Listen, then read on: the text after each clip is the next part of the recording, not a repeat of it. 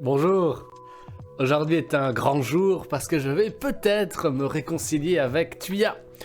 Si vous suivez mes lives, vous savez probablement que je suis pas un grand fan de la domotique en Wi-Fi, pour tout un tas de raisons, que ce soit la consommation d'énergie, la latence, l'encombrement de votre réseau et le fait que les protocoles de communication sont rarement standardisés et vous pouvez pas forcément avoir différentes marques qui sont compatibles entre elles, sauf en passant par Google Home, Alexa et ces bidules-là. Un autre souci que j'ai avec certaines marques de domotique, c'est l'écosystème fermé qu'ils vous proposent. Où vous allez en fait pouvoir uniquement utiliser les appareils de la marque avec les appareils de la marque, et tout ça, ça se passe dans une application propriétaire. Et si vous voulez commencer à piloter ça en local, piloter ça avec des applications d'automatisation comme Node-RED, eh bien non, tant pis pour vous, t'achètes nos bidules, tu utilises notre application, et ça, c'est un truc qui évidemment me pose un petit problème. Forcément, vu ces deux problématiques de certaines marques, vous vous doutez que Tuya, je n'en suis pas le plus grand défenseur, vu que cette marque va un petit peu cristalliser ces problématiques. Alors ils ont un peu amélioré avec le temps, vu qu'ils proposent maintenant des appareils en Zigbee, mais une grande partie de leur gamme de produits domotiques sont des appareils en Wi-Fi et propriétaires. Mais je suis quand même un petit peu tiraillé, parce qu'en fait Tuya, c'est extrêmement connu, c'est extrêmement répandu, c'est extrêmement bon marché, et de la domotique Tuya, vous pouvez en trouver pour pas cher dans des magasins comme Action. Je vais par exemple vous montrer ici des magasins comme Action. Hop, nous avons tout un tas d'ampoules ici, LSC, en fait LSC c'est Tuya, qui sont vraiment très bon marché. Et donc je suis embêté quoi, j'aime pas trop cette marque, mais d'un autre côté, c'est quand même dommage de ne pas pouvoir aller acheter un petit appareil comme ça dans un magasin et pouvoir le connecter à ma domotique. Eh bien aujourd'hui, nous allons essayer de trouver une solution pour essayer de trouver des petites bidouilles, des petites astuces pour malgré tout réussir à connecter de la domotique LSC, la domotique Tuya, à Node-RED et pouvoir faire un peu ce que je viens de vous montrer là. Ici j'ai par exemple un dimmer LSC qui vient de chez Action. Et j'ai une ampoule ici également de chez Action, mais j'ai aussi des ampoules de chez Ikea qui elles fonctionnent en Zigbee. Donc là on a du Wi-Fi, là on a du Zigbee, et j'arrive sans problème à piloter le tout. Vous voyez ? Quelle est donc cette sorcellerie ? Est-ce qu'il faut vendre son âme au diable pour réussir à faire ça ? Un petit peu. Oui, il faut être très patient, mais en tout cas, ça fonctionne et c'est ce qu'on va voir dans cette vidéo. Venez!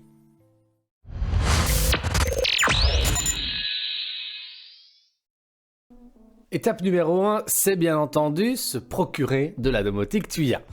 Donc là, comme je vous l'ai dit, vous pouvez en trouver chez Action, vous pouvez également en trouver sur pas mal de sites de vente en ligne. Donc là, voilà, j'ai mon ampoule. Et l'étape numéro 1, donc c'est maintenant que j'ai mon ampoule, je vais la connecter à mon réseau Wi-Fi. Donc ça, il va quand même falloir passer par l'application Tuya. Vous suivez le manuel, c'est assez simple d'utilisation. Et là, voilà, vous voyez, ici j'ai mon application Tuya, j'ai mon ampoule et paf. Ça fonctionne bien, mais dans l'appli d'origine, ce que je ne veux pas. Maintenant que mon ampoule est connectée à mon application, j'ai plus besoin de mon application pendant un petit moment et je vais me rendre sur iot.tuya.com. C'est le site qui permet de créer des applications custom d'automatisation. C'est un site qui est un petit peu lent, donc ne vous inquiétez pas si vous allez dessus et qu'il faut attendre quelques secondes pour qu'une page se charge. Du moment de la vidéo, c'est normal, leurs serveurs sont un petit peu lents, il faut être patient.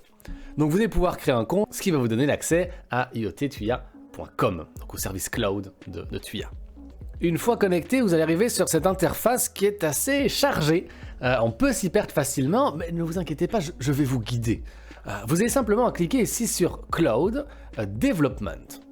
Cloud Development, et vous allez pouvoir créer un nouveau projet ici, hop, juste en haut. Vous cliquez sur Create Cloud Project, vous lui donnez un nom, vous précisez, c'est pour du Smart Home, Development Method Custom et Data Center, sélectionnez bien Central Europe Data Center, c'est important d'être sur le bon Data Center. Donc vous créez votre nouveau projet, moi le mien est déjà créé, je vais cliquer dessus, voilà. Très bien. et nous allons pouvoir nous rendre dans Service API. Dans Service API, en fait, vous allez pouvoir donner des autorisations à votre projet. Parce que là, vous avez créé un projet vide, mais par défaut, il n'a le droit de rien faire. Et là, vous allez devoir lui dire, eh bien, ce projet-là, c'est en fait la clé API que je veux obtenir, elle m'autorisera à récupérer les informations de mes appareils, de piloter mes appareils et de pouvoir faire ce genre de choses. Et donc là, vous allez pouvoir cliquer sur Go to Authorize et vous allez donner 3 autorisations. IoT Core, Authorization et Smart Home Scene Linkage. Le dernier, c'est pas important, c'est pour les caméras, c'est pour un autre truc. Mais les 3 importants de base, ce sera ces 3-ci. Vous allez voir que pour cliquer dessus, il va y avoir un free trial. C'est normal, ne vous inquiétez pas. Donc vous cliquez sur free trial. Ça ne veut pas dire que plus tard vous allez payer ou quoi que ce soit. C'est en fait un essai gratuit, mais à l'échelle de grandes entreprises qui voudraient faire une application de domotique. Et donc en fait, le plan gratuit que vous avez avec ça, il est limité jusqu'à des dizaines de milliers ou des centaines de milliers de requêtes, je ne sais pas exactement le nombre, mais en pratique, pour un usage personnel, vous dépasserez jamais la limite gratuite. Donc en fait, ce free trial, ce sera OK pour vous. Donc vous cliquez dessus, vous avez les 3 autorisations et c'est super. Maintenant, votre projet a le droit d'aller piloter différents appareils. Maintenant, là, tuya.com, il ne sait pas encore quels appareils vous allez vouloir piloter. Donc vous allez devoir aller dans Devices, voilà, Devices ici, et vous allez link votre application pour pouvoir lui dire, bah voilà, tous les appareils qui sont link à mon application, link-les au cloud. Bon, évidemment, ils sont déjà link ici. Vous pouvez cliquer en fait ici sur Link Tuya App Account et vous pourrez scanner un QR code. Vous pouvez aussi également utiliser votre adresse mail. Mais grosso modo, l'idée c'est dans ce menu-ci de connecter votre application smartphone au cloud. Si ça fonctionne, vous aurez ici tous vos appareils qui vont apparaître. Donc ici, il n'y a pas que l'ampoule, hein, il y a d'autres choses qui fonctionnent ici dans mon studio. Vous allez avoir leur nom, vous allez avoir leur device ID, ça va être utile. Vous allez avoir le type de produit, l'adresse mail qui est utilisée et s'ils sont en ligne ou hors ligne. Nous, ce dont on va avoir besoin, en fait, c'est de 3 choses sur cette plateforme cloud. Le device ID d'un appareil, on s'en fout duquel, il en faut juste un, donc là on peut prendre le premier, voilà, G95 filaments, c'est l'ampoule qui est ici. On va donc copier son device ID, donc on va le mettre dans un petit bloc-notes, quoi. Vous pouvez après retourner dans Overview, et dans Overview, vous allez aussi copier votre Access ID et votre Access Secret. Ce sont en fait vos clés API. Donc vous avez l'Access ID et l'Access Secret. Et c'est tout. Normalement, vous n'aurez plus besoin d'utiliser cette plateforme, donc je résume. Il vous faut l'Access ID qui est dans Overview, il vous faut l'Access Secret qui est dans Overview, et vous avez également un Device ID qui se trouve dans le menu Device. Et tout ça, ça se trouve dans Cloud Development, dans le projet que vous venez de créer. Une fois que c'est fait, vous pouvez vous rendre sur votre logiciel d'automatisation préféré, à savoir Node-RED. Sur Node-RED, vous allez pouvoir installer une palette qui s'appelle Tuya. Donc on voit dans le petit menu burger en haut à droite, Manage Palette, Install-Tuya. Vous descendez ici et vous avez Node-RED Contrib Tuya Smart Device. C'est celui-ci qui va nous intéresser. On peut quand même cliquer dessus ici pour s'assurer que tout est bon. C'est bien celui-là avec 2 petites notes vertes. Vous pouvez l'installer et c'est super. On prend une petite node ici, et là, généralement, quand on a des accès pour une API, on serait tenté de double-cliquer ici, de venir mettre notre client ID, notre client secret quelque part ici, mais vous voyez qu'il n'y a pas de place il n'y a pas d'emplacement pour ça. Là, ce qu'il nous demande, c'est un device key, et device key, nous ne l'avons pas. En fait, ce qu'il va falloir faire, c'est utiliser vos identifiants de votre API, le client ID et le client secret, pour récupérer la clé secrète d'un appareil spécifique. Et donc, vous allez devoir mélanger Client ID, Client Secret et Device ID pour obtenir une Device Key. Par le passé, la Device Key, vous pouviez l'obtenir en faisant une attaque man in the middle dans votre propre réseau et en sniffant les paquets de données. Malheureusement, ça ne fonctionne plus maintenant. Mais comment obtenir cette Device Key? Eh bien, c'est relativement simple. Il suffit d'accéder au terminal du serveur sur lequel vous avez installé Node-RED. Donc en fait sur un Raspberry Pi, votre machine Linux, sur un Orange Pi, c'est un peu comme vous voulez, mais donc il faut accéder au terminal de votre machine. Donc là je vais le faire, je vais me connecter en SSH à mon Raspberry Pi et on va voir ce qu'on doit taper. Une fois connecté à mon serveur, je vais pouvoir installer une application qui s'appelle Tuya CLI. Pour récupérer la commande à taper, vous pouvez la trouver dans la description, bien entendu, mais voilà, il faut simplement ici récupérer cette commande-ci, npm install @tuya/cli-g. Vous faites ça, vous faites ceci et ça peut être éventuellement nécessaire de le faire en super utilisateur. Voilà. Et normalement, vous devriez pouvoir installer Tuya CLI. Moi, il est déjà installé chez moi, hein, mais bon, ça va essayer de le mettre à jour malgré tout. Et ça devrait pas prendre trop longtemps.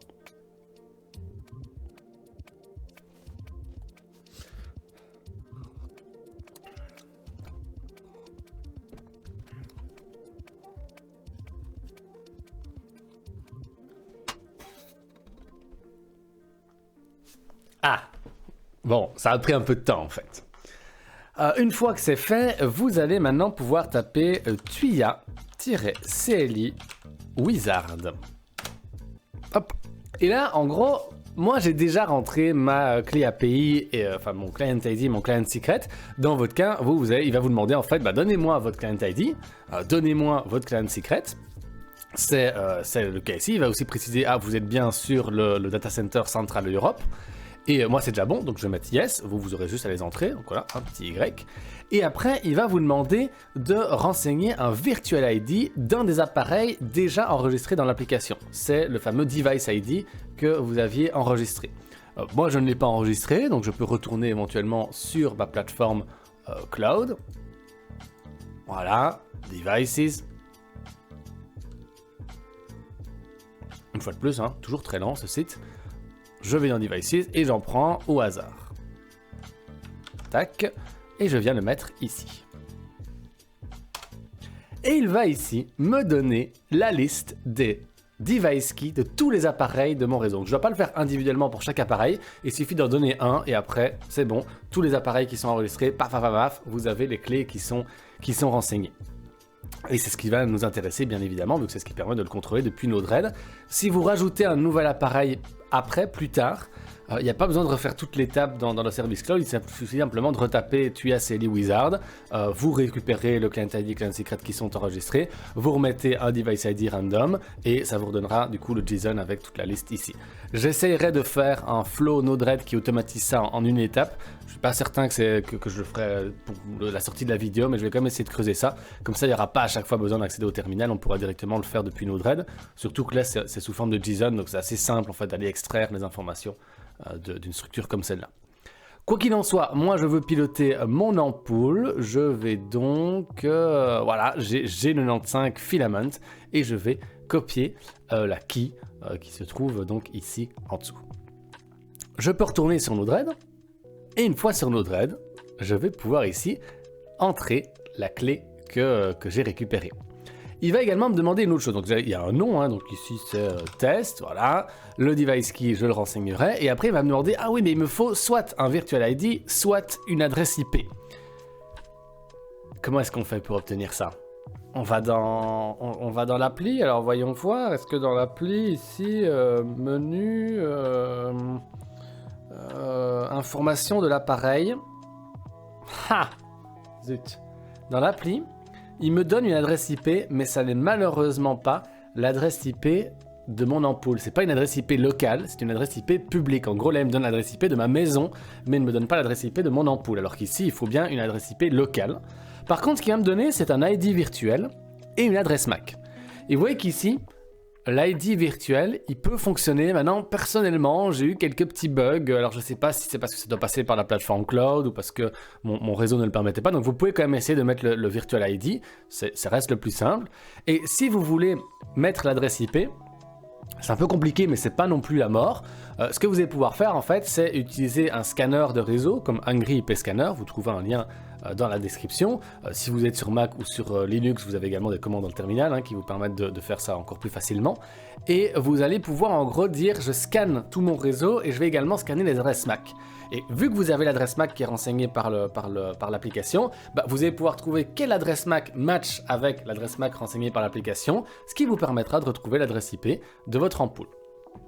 C'est un petit peu laborieux, mais une fois que c'est fait, pour peu que votre ampoule ne change pas d'adresse IP. Si vous avez un routeur qui le permet, vous pouvez aussi normalement trouver ce genre d'informations directement depuis le panel administrateur de votre routeur. Quoi qu'il en soit, le but c'est de trouver l'adresse IP ou alors vous pouvez essayer de mettre le virtual ID. Une fois que c'est fait, eh bien, je peux me rendre ici, voilà, c'est celle que j'ai déjà connectée. Nous avons l'ampoule qui est connectée, qui fonctionne, voilà, j'ai bien renseigné tout, adresse IP, device key, le nom. Je vous recommande fortement de cocher la partie ici, Disable Auto Connect on Start.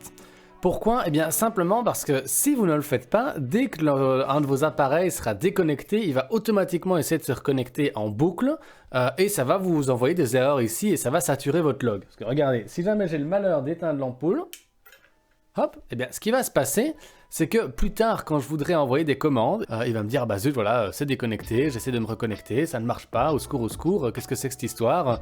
C'est tout pété. Et ça va continuer comme ça à l'infini. Si vous cochez ici Disable Auto Connect on Start, l'avantage c'est que ça ne se connectera que quand vous lui direz de se connecter et vous pourrez contrôler la connexion, la déconnexion. Donc là je peux rallumer mon ampoule et il suffit en fait de rajouter ceci. Je vais vous le montrer, voilà. On va venir mettre ça là, on va venir mettre ça là. Et il faut en fait simplement envoyer la structure suivante, donc dire que l'operation qu'on veut faire c'est control et l'action c'est reconnect. Vous trouverez évidemment ces informations là dans la doc ici de la note. Et en faisant ça, l'avantage c'est qu'ici il essaye pas de se connecter directement, c'est quand je lui dis essaye de te reconnecter qu'il va normalement essayer de le faire. Essayer, c'est normal, il va échouer quelques fois. C'est le temps qui trouve ça, donc il y a quand même une petite boucle où il va essayer, réessayer, essayer, réessayer. C'est bon, je suis connecté. Yes, tout fonctionne. Bon, maintenant, reste la dernière question de... ok, mais comment est-ce qu'on fait pour piloter l'ampoule? Alors, on pourrait naïvement se dire, bon, bah c'est peut-être comme du Zigbee to MQTT, hein.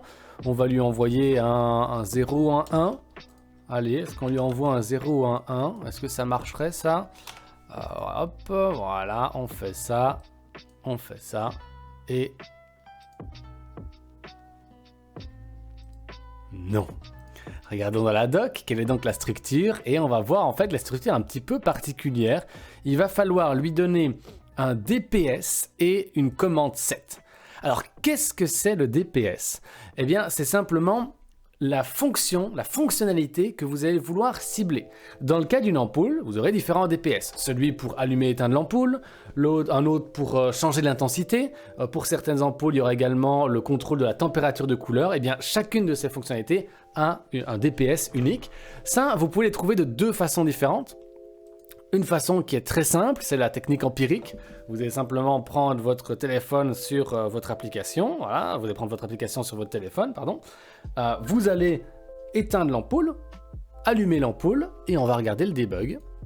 Data, DPS. Ok, donc DPS 20, c'est éteindre, enfin c'est éteindre, allumer. Et donc si on le met en vrai ou faux, ça devrait fonctionner. Et c'est ce que j'ai fait évidemment ici. C'est que là, bah, voilà, mon message payload, c'est quoi? C'est DPS 20, et puis MSD payload qui est vrai ou qui est faux. Et donc, est-ce que là, ça fonctionne? Lui, il envoie vrai. Lui, il envoie faux. Ça, j'en ai plus besoin vu que ça ne marche pas. Est-ce que ça fonctionne? Oui! C'est incroyable, mais nous arrivons à piloter cette ampoule Tuya depuis Node-RED. Et regardez, c'est parfaitement synchronisé avec l'application. Allumer, éteint. Allumer, éteint. Et si je veux avoir l'information sur les autres DPS, typiquement le changement d'intensité lumineuse, hop, eh bien on va ici et on va voir que c'est DPS 22. Voilà, 22. Et l'intensité, elle va de combien à combien? Là, je l'ai mis au maximum. Elle va, ok, donc ça va de 0 à 1000, par exemple. Donc vous savez comment est-ce que vous pouvez le mapper. Si je veux changer la température de couleur, quel DPS est-ce que c'est? Attendez, je vais écrire ici. Voilà. On change la température de couleur. Et nous avons ici le DPS numéro 23. Et on va voir que ça va ici de... au maximum, c'est à combien? Donc quand c'est le plus froid, c'est à 1000. Ok, ça va également de 0 à 1000. Donc ça, c'est un des moyens. L'autre moyen, évidemment, c'est d'aller regarder dans la doc de Tuya. Ils ont fait une doc assez sympathique. On peut aller voir ça, qui vous explique en gros comment fonctionne chacun des DPS. Vous voyez ici, donc je suis sur developertuya.com et j'ai récupéré mon ampoule, Generic Light Template. On va descendre, c'est bien le bon menu ici et ils vont me dire voilà, le 20 c'est pour la switch, le mode c'est 21, brightness c'est 22, température c'est 23, si c'est coloré 24 et ainsi de suite. En fait, vous avez les différents contrôles. Il les explique relativement bien. Donc vous pouvez également faire confiance au site et j'ai quasiment trouvé de la doc pour tous les appareils que je possédais, même ceux de la marque LSC, vu qu'LSC et Tuya, c'est littéralement la même chose. Donc ces deux techniques fonctionnent et ça vous permet donc de piloter ce que vous voulez en fait. Et ben c'est tout en fait. Voilà. C'est en fait aussi simple que ça. Et là, il y aura peut-être une dernière critique que vous pourrez faire, c'est de me dire, bah oui, mais là, en fait, t'es quand même connecté au cloud. Mais normalement, testez quand même chez vous, une fois que votre node est capable de parler à votre ampoule, vous pouvez bloquer l'accès à Internet de vos appareils Tuya. Ça, vous pouvez du coup le faire depuis votre routeur. Mais normalement, même s'ils n'ont plus accès à Internet, ils continueront à fonctionner en local. Donc si vraiment vous voulez un truc qui n'est pas basé sur le cloud, normalement, vous devriez pouvoir les piloter en local. Et si c'est pas trop grave de devoir toujours avoir la connexion au cloud, qui vous donne quand même l'accès sur votre téléphone, on ne sait jamais, ça peut toujours être pratique, mais sachez que vous n'êtes plus obligé de rester bloqué dans l'application propriétaire pour piloter votre domotique, et vous pouvez faire des choses comme ce que j'ai fait du coup ici, donc sur mon dashboard de domotique, voilà, là c'est le petit dashboard que vous avez sûrement déjà vu en live, où je peux sans souci aller piloter les lumières de mon studio. Alors évidemment ici vous ne les voyez pas beaucoup, mais si je fais ça, vous les voyez un petit peu mieux, où je peux comme ça piloter les différentes ampoules individuellement. Voilà, et j'ai rajouté cette ampoule-ci qui pourtant elle est une ampoule Wi-Fi. Toutes les autres ampoules chez moi sont des ampoules Zigbee. Ça c'est une ampoule Wi-Fi. Je peux sans problème venir la piloter. Et je peux faire d'autres choses assez sympathiques, comme ce que je vous ai montré ici en début de live, c'est utiliser le dimmer et faire en sorte que ce soit maintenant le dimmer qui pilote ma domotique Zigbee. Concernant les dimmers, il y a une petite subtilité. Vous ne pouvez pas connecter le dimmer directement à votre Wi-Fi. En fait, ce que vous allez devoir faire, c'est connecter le dimmer à une ampoule, l'ampoule ici par exemple, et c'est en fait l'ampoule qui vous dira quel est l'état du dimmer.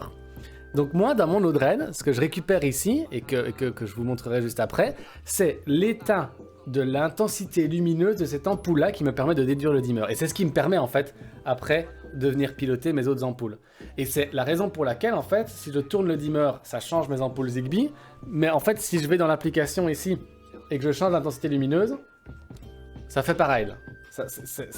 C'est un avantage et un inconvénient. Ça, c'est vraiment spécifique aux dimmers, c'est qu'ils sont indissociables de l'ampoule à laquelle ils sont appairés. Une des raisons pour lesquelles j'aime pas trop ce système. Voilà, et c'est pour ça que quand je retourne du coup côté Node-RED, on voit bien qu'en fait ici le dimmer, si je le tourne, j'ai... Vous voyez, si je le tourne, j'ai ici les informations. C'est en fait le DPS 22, donc c'est bien le DPS de l'intensité lumineuse. Donc en fait, je ne récupère pas l'état du dimmer, je récupère l'état de l'ampoule piloté par le dimmer. Et voilà. C'est compliqué, hein. C'est très compliqué. C'est très compliqué et long, mais ça fonctionne. Donc pour résumer, c'est très simple, hein. C'est vraiment très très simple, hein. Vous devez simplement prendre votre appareil Tuya, vous le connectez à votre téléphone, voilà, c'est un magnifique smartphone. Ensuite, en parallèle de ça, vous allez sur le cloud Tuya, voilà, comme ça, c'est un Y très moche. Vous allez sur le cloud Tuya, vous créez une app, en gros, voilà, vous lui donnez des autorisations. Excellent, donc les fameuses authorizations, IoT, tout ça, enfin que je vous ai montré tout à l'heure. Ensuite, vous pouvez récupérer un access ID et un secret, voilà, magnifique. Une fois que vous avez l'access ID et l'access secret, vous allez pouvoir link votre téléphone au cloud. Une fois que vous linkez votre téléphone au cloud, vous pouvez du coup récupérer un device ID. Voilà, vous récupérez ces trois informations-là, vous allez dans votre terminal Linux, ici, vous tapez Tuya CLI, vous lui donnez ceci, cela et cela, il vous donne un beau JSON avec les informations, notamment les clés de vos appareils. Vous pouvez donc aller après côté Node-RED, Voilà, dans Node-RED, vous avez votre node, vous allez récupérer la clé que vous mettez dans Node-RED ici, puis il vous faut simplement l'adresse IP de votre appareil. Comment est-ce que vous récupérez l'adresse IP? C'est très simple, vous êtes dans l'application ici, ce qui vous donne l'adresse MAC de votre ampoule, vous scannez votre réseau Wi-Fi sur votre routeur, vous allez récupérer également les adresses MAC, vous matchez l'adresse MAC avec l'adresse MAC, ce qui vous donne l'adresse IP. L'adresse IP, vous la mettez là-dedans, puis une fois que vous avez l'adresse IP et la clé, vous pouvez piloter votre ampoule. Et pour piloter votre ampoule, il vous faut des commandes DPS. Et les commandes DPS, vous pouvez les obtenir empiriquement en changeant l'état de l'ampoule depuis le téléphone et en voyant quel DPS était modifié, ou allant sur le site de Tuya. Et après, si tout se passe bien, vous pouvez piloter votre domotique Tuya à l'aide de Node-RED. Alors juste petite info, hein, juste au cas où, hein, si jamais vous voulez par exemple utiliser la domotique Zigbee de chez Ikea qui coûte à peine plus cher, comment est-ce que ça marche pour piloter une ampoule Zigbee à votre domotique avec Zigbee to MQTT? Regardez, c'est très simple, vous avez un CC2531, un Raspberry Pi, vous allez ici on, off 5 fois, on, off, 5 ou 6 fois, abracadabra, vous êtes connecté. Okay, j'essaye pas de vous inciter à préférer un protocole plutôt qu'un autre, mais je tiens juste à préciser que le Zigbee, c'est juste appuyer 3 fois sur un bouton, abracadabra, ça fonctionne. Néanmoins, si vous voulez mélanger du Tuya avec n'importe quoi d'autre, vous pouvez désormais le faire via Node-RED. C'est incroyable, ça fonctionne. C'est magique. Bravo à vous pour cette patience. Et c'est la fin de cette vidéo. Voilà, si elle vous a plu, vous mettez un like, vous mettez la cloche, vous retrouvez dans la description tous les liens utiles, et on se retrouve pour une prochaine vidéo, ou alors on se retrouve aussi en live, hein, évidemment, twitch.tv/iodim. À très bientôt, au revoir, à plus.